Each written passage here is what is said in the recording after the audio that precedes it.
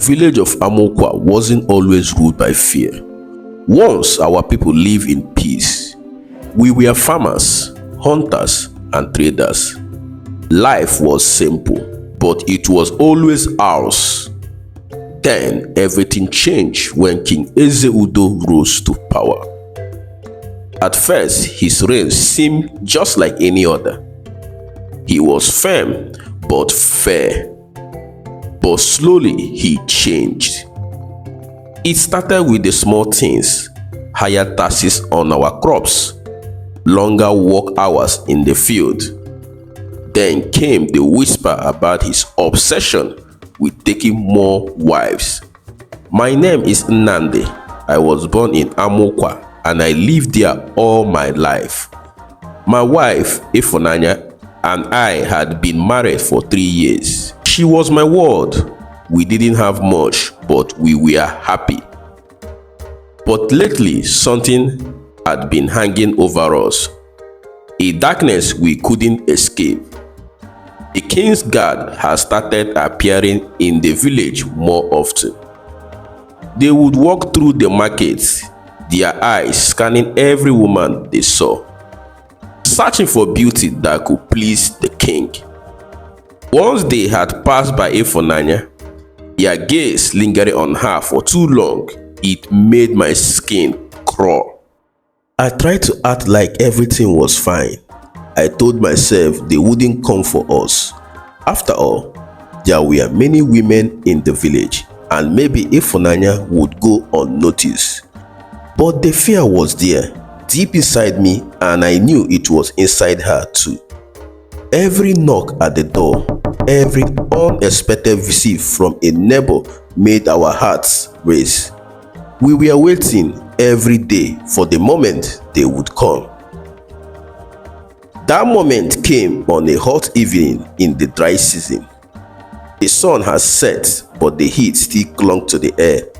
We were sitting in our small hut, talking quietly about our plans for the next day. Ifunanya wanted to visit her mother in the neighboring village of Ezeani. I told her I would accompany her after I finished work in the field. It wasn't the soft tap of a neighbor or a friend. It was a heavy, demanding knock. I stood up, my heart pounding in my chest. Ifunanya's eyes met mine, wide with fear. "Nnamdi, don't," she whispered. I wanted to listen to her. I wanted to pretend that if I didn't open the door, the men outside would simply disappear. But I knew better. I walked to the door and opened it. 3 of the king's guards stood there, their faces hard, their spears gleaming in the dim light. I didn't need them to speak to know why they had come. The guard in the middle was tall and broad-shouldered, his face cold and flat. "The king has chosen your wife," he said without emotion, as though he were delivering the most ordinary news. "She must come with us." I looked back at Ifunanya. Her face was pale, her hands trembling at her side. This was our worst nightmare, but now it was real. The king had chosen her, just like he had chosen so many others. And there was nothing I could do to stop it.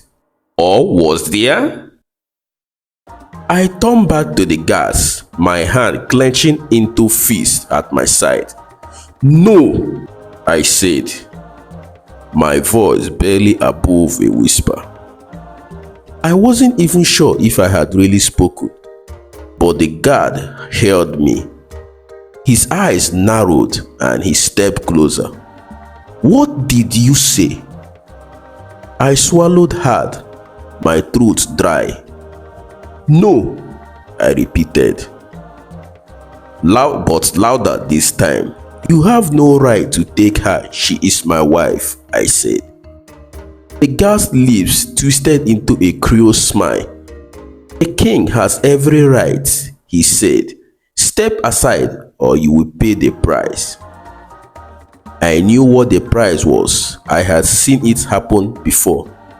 There were men in the village who had tried to resist the king's men, and they had all been thrown into the palace dungeon, or worse, some had never returned. But how could I let them take Ifunanya? How could I stand by and do nothing? I felt Ifunanya's hand on my arm. "Amdi, please," she whispered. "Don't do this. I don't want to lose you." I turned to her, my heart breaking. I wanted to tell her that everything would be fine, that I would protect her, but I knew I couldn't make that promise. The guard stepped forward again, his hand on the hilt of his spear. "Move aside," he ordered.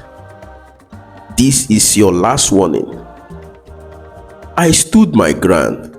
"I won't let you take her," I said, my voice shaking with fear and anger. "You will have to go through me." And they did.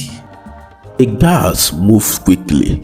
Before I could react, they grabbed me, dragging me out of the hut. I struggled, but it was useless. They were too strong. I felt the sharp sting of a spear as one of the guards struck me across the back. Pain shot through me, and I fell to the ground. They kicked me, their laughter ringing in my ears as they beat me into submission. Through the haze of pain, I heard Ifunanya scream. I looked up, blood dripping from my face, and saw them pulling her out of the house. She was fighting, her hands clawing at them, but they were too strong. "Amdi," she cried, voice filled with terror. "Please help me." I tried to get up, but my body wouldn't obey. The gas had beaten me badly, and I could barely move. I watched helplessly as they dragged Ifunanya away, a scream fading into the night. Then everything went dark.